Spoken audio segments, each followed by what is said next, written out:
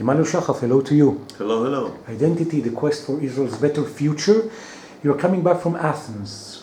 Any unique angle that you're coming back regarding the Israeli or the international democracy? I think what made a big impression on me was Yasha Mounk. He's a political scientist teaching at Johns Hopkins in the United States. He's a German Jew who wrote a book about how democracies can survive under difficult circumstances. And one of the things that I liked about what he proposes, I didn't read the book yet, but he wrote an article, or there was an interview with him in the New York Times, in which he expressed himself about the possibilities that are before us, how to organize a country with multiple identities, which is what we are.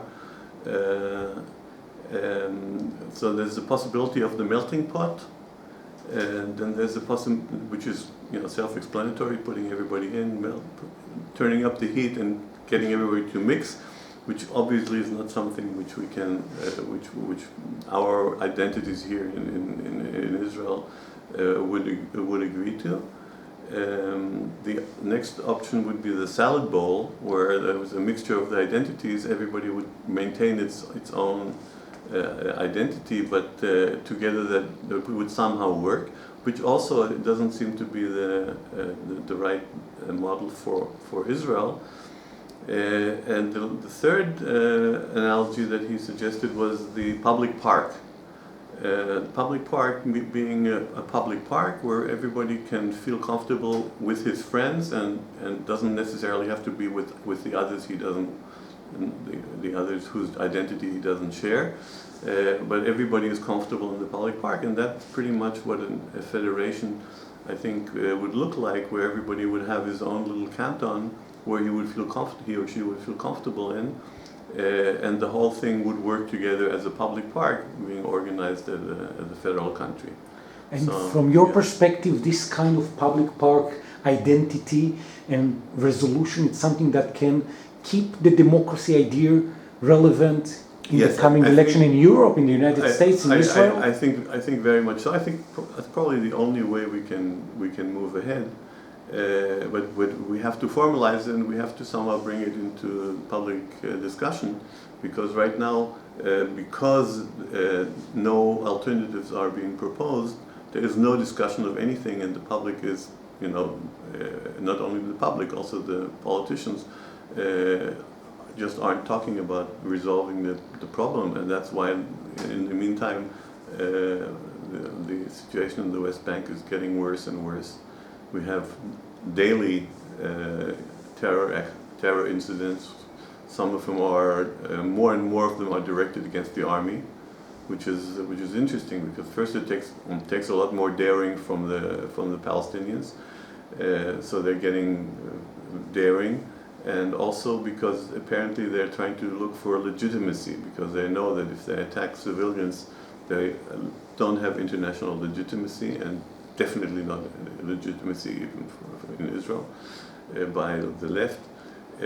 But if they attack soldiers, that's a different story, because there is international legitimacy to resist occupation, and as terrible as it is, if they keep attacking soldiers, it'll be very difficult to deal with it. And the IDF, is coming night after night towards in the camps in Jenin, in Nablus.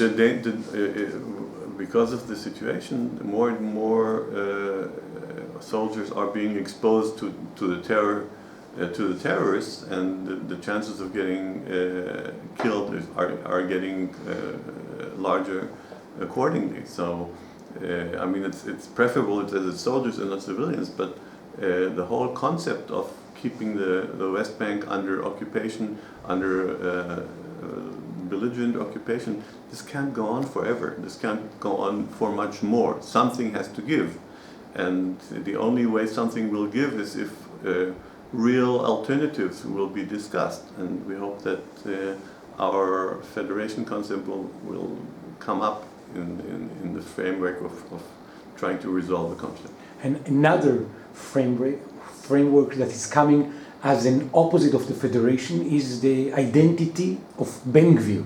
Yes, Ben Gvir is of course on the extreme right in Israel, and unfortunately, not or mostly because as a result of the situation with Arab terror increasing, is gaining influence. Okay, it's getting, and he's at this time scoring 12 or 13 Knesset seats according to the last polls, and is going to be very likely a member of the next cabinet if the Likud-led coalition will take over, which is by no means a done deal.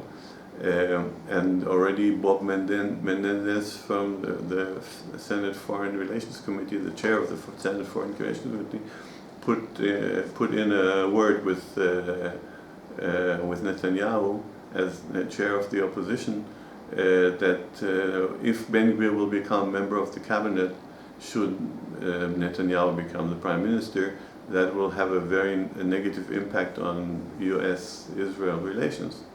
And will of course also have a very negative impact on the relations between Israel and the Jewish organizations in the United States. Most of them, or quite a lot of them, are quite progressive, or at least liberal. And while for the time being they're keeping their mouth shut, or only don't speak forcefully on the issue, they will have to take sides, and this will have a big impact on Israel-United States relations, both on the political scene and also in the Jewish area. So basically, what you're reflecting again and again, but mainly now that we're towards the new Israeli elections, that's the whole Israeli identity and also the Palestinian ones, they are all having no statement, no hope, no resolution, yes, no conversation about the biggest issue that both countries, or both identities... The Jewish nation at a loss, at a total loss. Palestinians as well, they're also not promoting anything, but I think it's up to us, because we created the state, we made this mess, okay?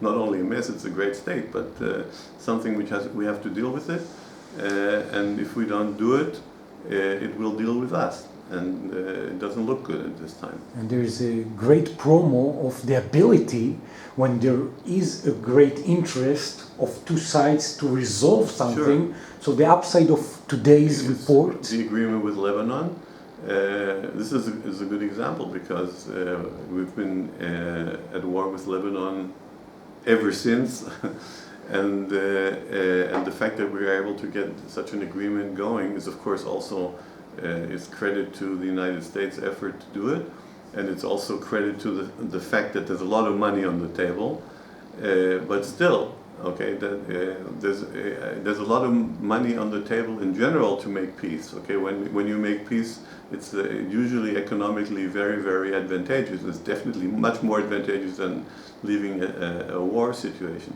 So it can be done, and I hope it will be done, because it's long overdue, and I hope all the technical, political, problematic, legal, all those negative influences can be worked out, so the agreement can be signed, possibly even before the elections.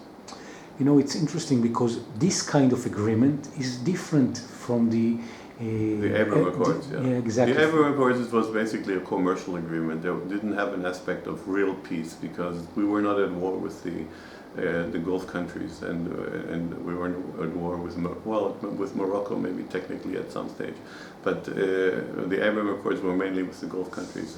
No territorial issues. There were no territorial issues. It was relatively easy once the Americans put the gun on the table, and they did apparently at an early stage. With Lebanon, it's a different story. It's a different story. It's a real country we have a real border with, and we were really at war with. And there's Hezbollah there, so there's a lot riding on this agreement. And I hope we can do it. People that want to be part of the community of Emmanuel Shachaf, the Federation. On Facebook, Identity. Emmanuel Shachaf, Identity, the Quest for Israel's Future, or the Federation Movement, whatever. Emmanuel Shachaf, I want to thank you so much. Thank you. Thank you.